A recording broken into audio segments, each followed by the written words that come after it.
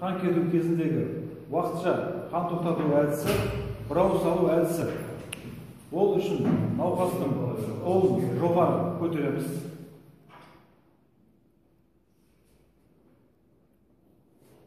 Иық аймағына жұмсақ мата, болмаса науқастың киімін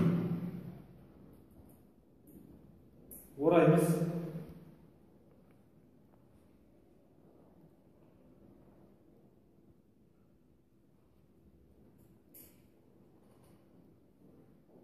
Резина бұрауды алып,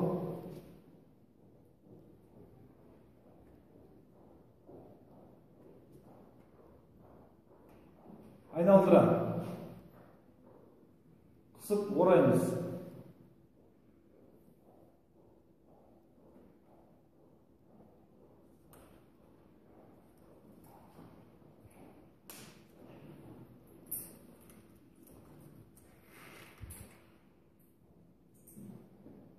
Қанның тоқтауын білу үшін кәрі жілік артериясының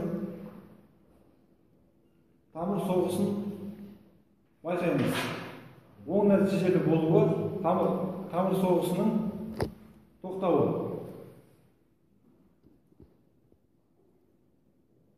Қағазға бұрау салу уақытын белгілеп, бұрауға бекітеміз.